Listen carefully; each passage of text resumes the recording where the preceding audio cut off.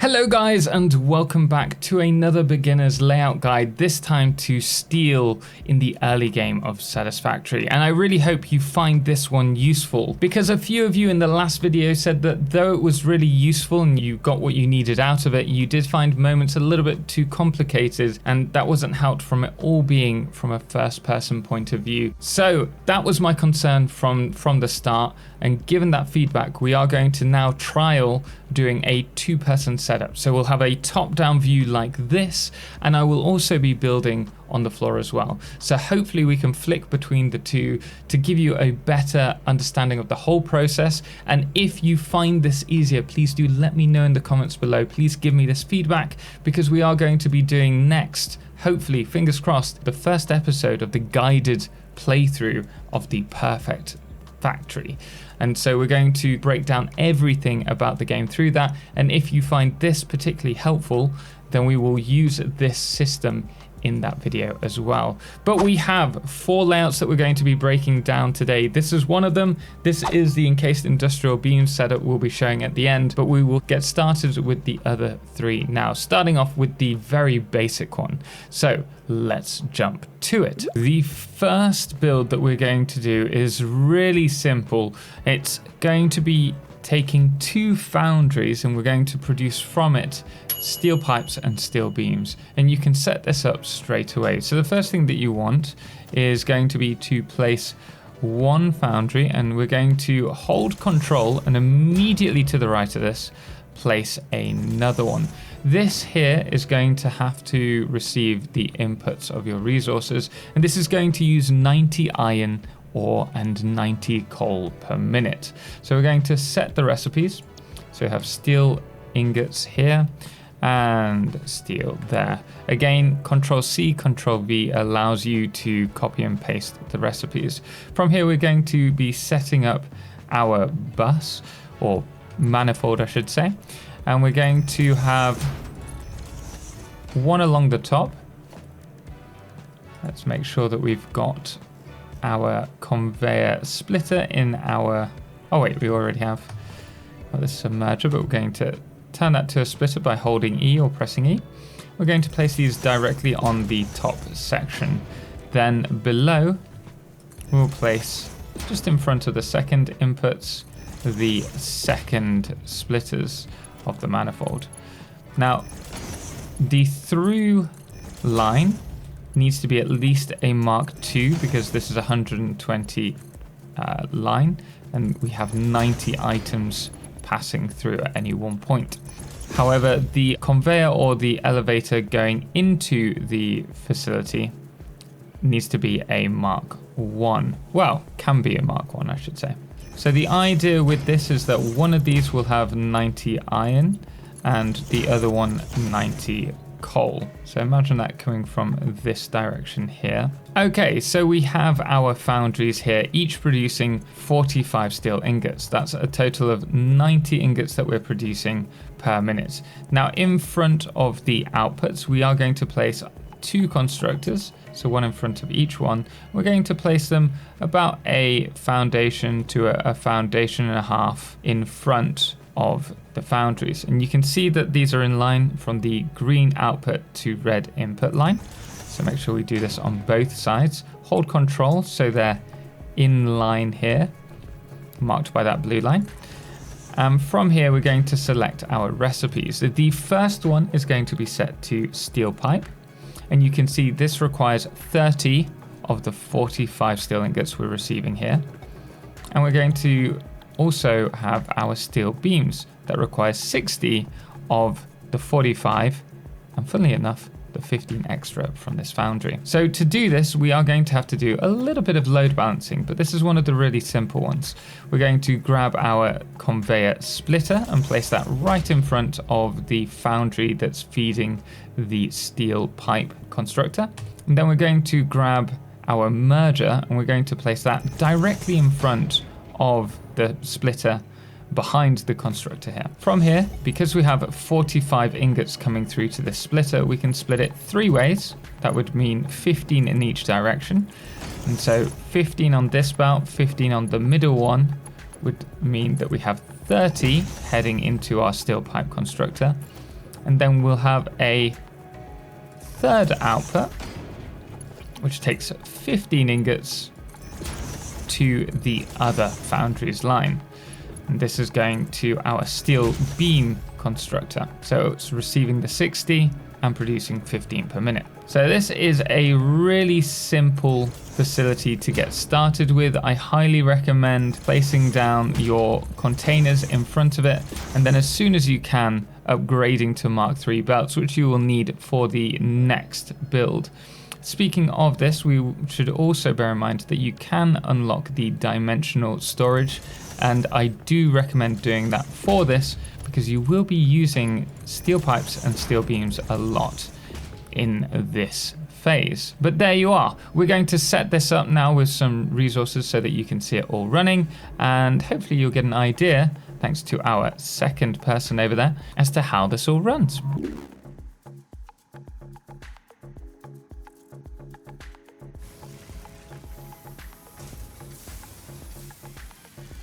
So for our second layout, it's super simple. We are just going to do what we've done previously, and we're going to triple it. So we're going to get rid of the storage that we've just built. We're going to take away the bus for now, and we can leave that there. And all this is going to require a few little adjustments to what we've got so far. We're going to triple this up. So we're going to place 4 more foundries, 2 to the left and 2 to the right for this, so that it fits mostly within the grid.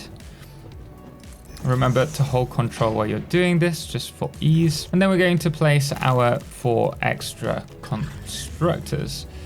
Now with this one, there is the requirement, you can't go straight to this one, or at least it won't run efficiently if you do, without unlocking the tier 3 belts. This is your first step really into the faster tiers of automation, because it jumps your throughput of belts from 120 with the Mark II to 270. But for that, you are going to need to have your steel beams already produced so that you can unlock them, which is why we did the smaller setup first, and I hope you found that useful.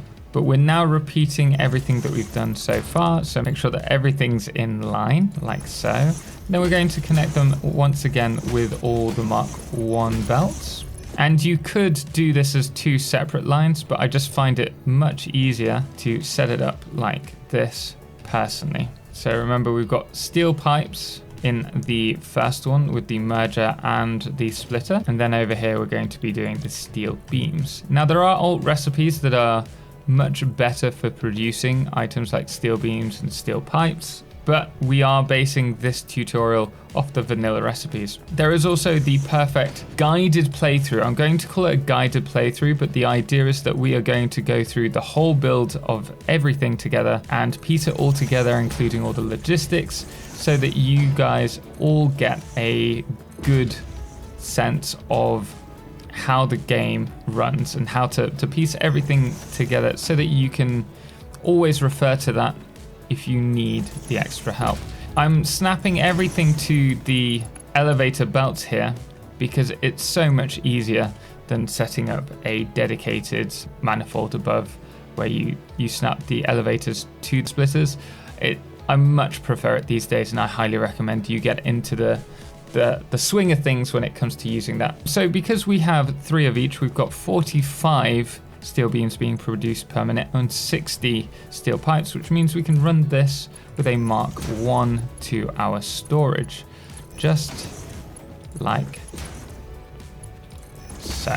Next, we are going to set this up with the factory running, just so that you can get a feel for how it is. You know what, I'm going to swap that round. I think it's going to be easier for us to just run it using this straight build mode.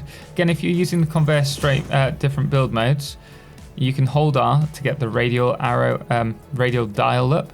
Straight allows you to do 90-degree angles with your conveyor belts, but not pipes. But it works perfectly in this circumstance. So let's set up the manifold the other end. And guys, please let me know if you find this style of guide a little bit easier, so we're getting a good mix of first person building and then the overhead view as it's being done as well. hopefully it's a little bit easier to follow, because I wasn't too happy with what we had done with the iron setup the other day. At this point, we are setting up the manifold for the steel facility, and do remember that because this is going to be taking 270 resources per minute, that it is going to require, along the throughput line, which is the one going through the manifold, it will need to be a Mark III, which means we have a throughput of 270, and then the conveyors that are connecting these, they only need to be Mark I again. Now, just a heads up, I am flying very quickly with the advanced game settings, just so that I can quickly fill these up. Now, with a manifold, items split off sequentially, and so the end of the manifold will take longer to receive the items that you need, because it prioritizes the ones in front, at least initially. And so providing you've set everything up efficiently, it will eventually catch up with the resources, but you can warm them up just by filling each of the buildables first with the resources, and that just kickstarts the buffers, because the production buildings need to be filled with resources before the items flow through to the end one. Anyway, let's see it running. And here you can see the whole system running. I highly recommend doing this because steel pipes and steel beams are really important in the early mid game, where it comes to building your train lines and also those Mark III belts, which will really help you start to scale your system and get you prepped for the Mark IV belts, which we'll be covering with the encased industrial beam setup, which will be the one not the next layout, but the one after that, because the next one I want to show you how you can build a really smart, clean foundry setup that I do all the time for my facilities, just so that if I need a lot of steel ingots in a very short amount of time, I can just set one of them up, and then I can distribute the resources how I see fit.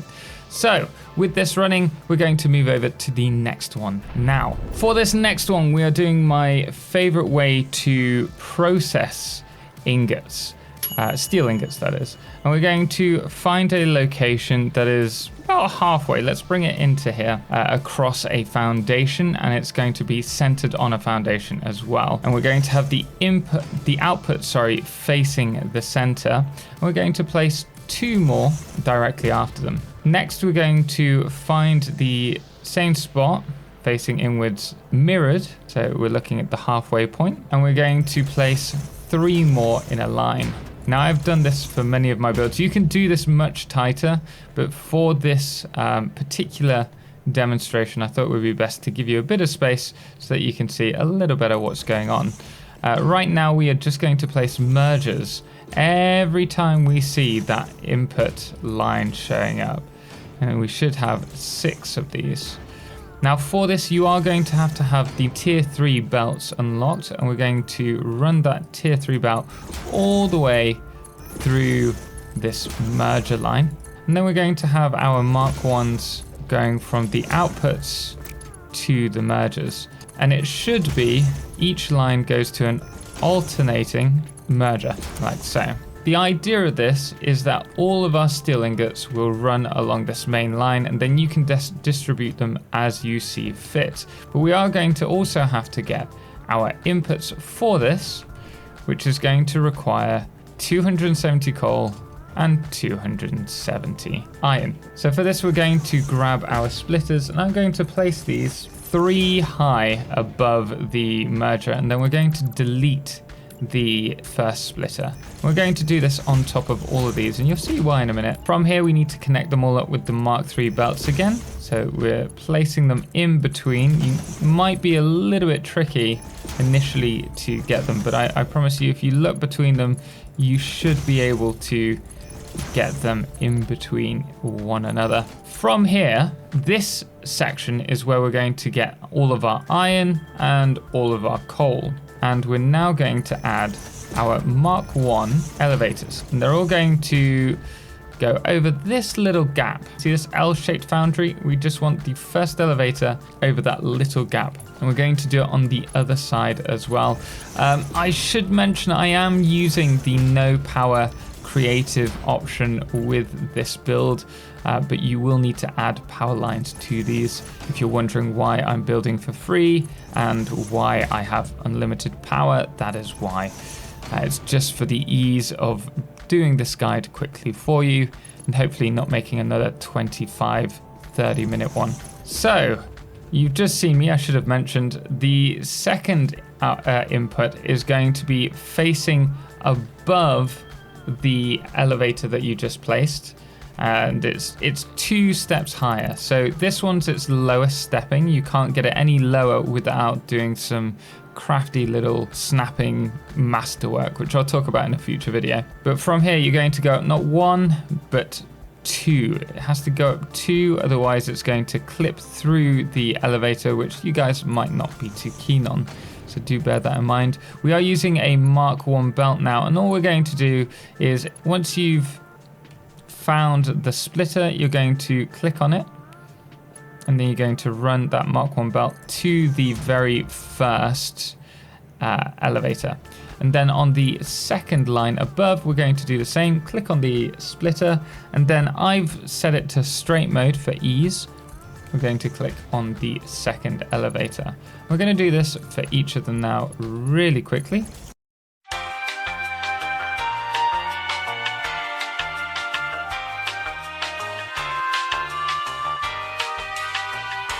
And now that that's done, we should be able to place down a container and have our output line. Remember, it needs to be 270, so you're getting quite a lot of items there. And we're going to do the same with the input lines really quickly here. So we should be able to bring it to, oh, actually we could probably do it like this. So the first one's going to be 1 high, the second 2 high, 1, 2, and then we're going to upgrade these to Mark 3. If you're using a miner, make sure, or any way of merging them, make sure that it is Mark 3 if you're having more than 60 or 120 items on the line. Yeah, look at that, that is much easier. We're going to grab it and just place it. Grab it, just place it.